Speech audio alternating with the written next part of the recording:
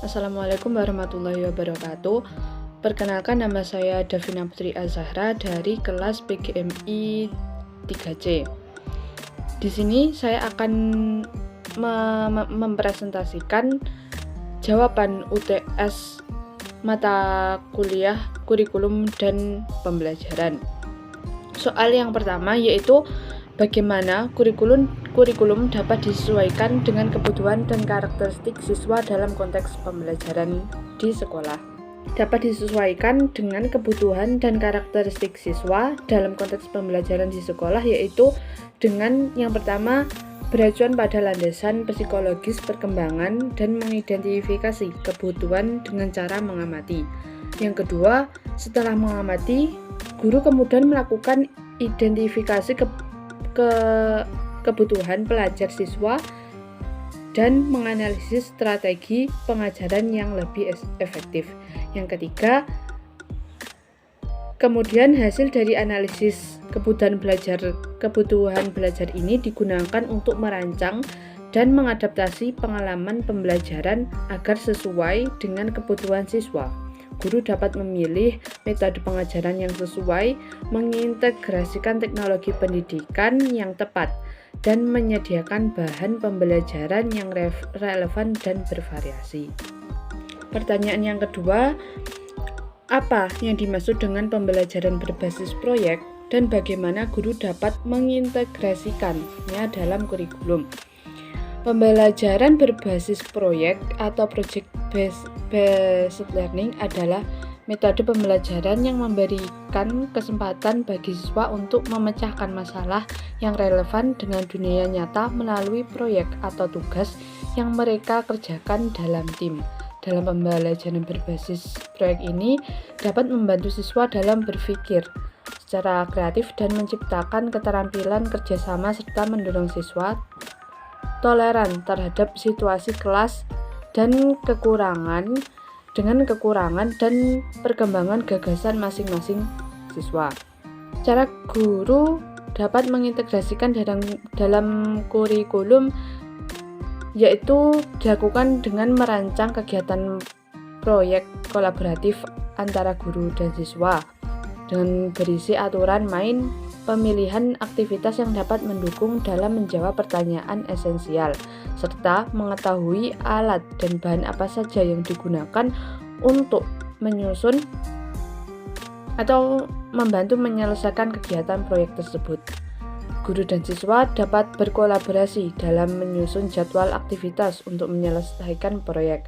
Guru bertanggung jawab memonitor aktivitas dan perkembangan kegiatan proyek siswa atau memonitor the student and the progress of the project. Pertanyaan yang ketiga yaitu bagaimana teknologi dapat digunakan dalam mendukung pembelajaran dalam kurikulum.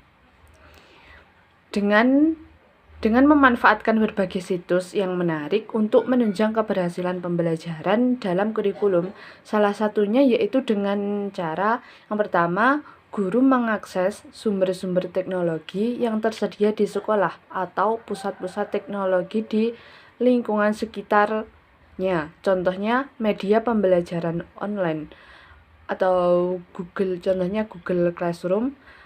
Yang kedua yaitu perpustakaan digital dan menggunakan alat-alat administratif seperti komputer atau laptop. Yang kedua, menghubungkan atau mengaitkan antara kebutuhan belajar siswa dengan sumber-sumber yang tersedia sesuai dengan kurikulum atau rencana pelajaran yang dikembangkan. Yang ketiga, melakukan uji coba pemanfaatan teknologi dengan melibatkan peserta didik.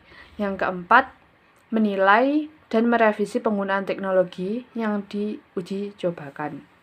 Pertanyaan yang keempat yaitu mengapa evaluasi kurikulum sangat penting dilakukan dan berikan contoh konkret evaluasi kurikulum. Kurikulum sangat penting dilakukan karena digunakan untuk menilai efektivitas program sebagai alat bantu dalam pelaksanaan kurikulum atau pembelajaran dan menjadi penyempurna kurikulum dengan jalan mengungkapkan proses pelaksanaan kurikulum yang telah berhasil mencapai tujuan yang ditetapkan.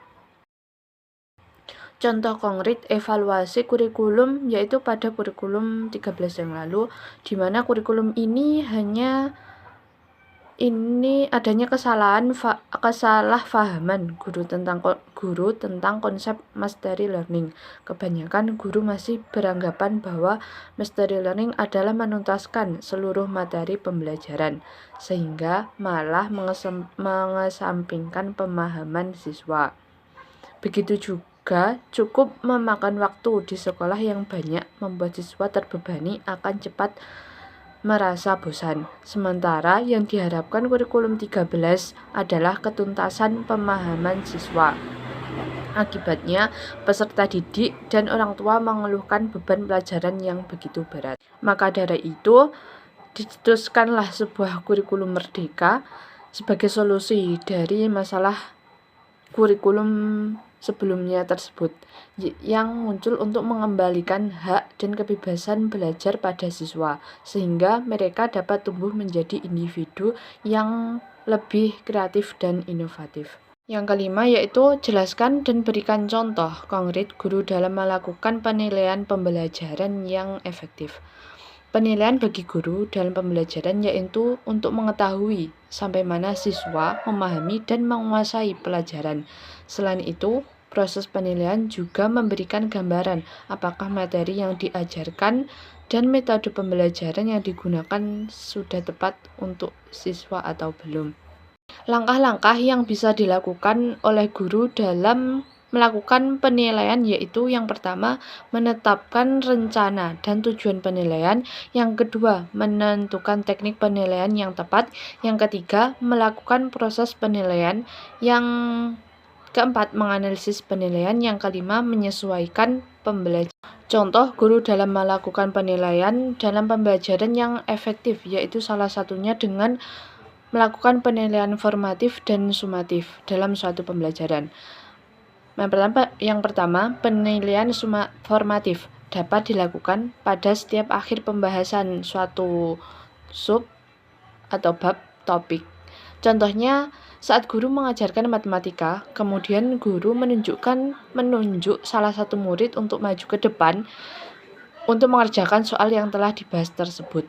Tujuan asesmen formatif ini adalah untuk mengevaluasi proses pemahaman siswa terhadap pelajaran, kebutuhan pembelajaran, dan kemajuan akademik selama proses pembelajaran.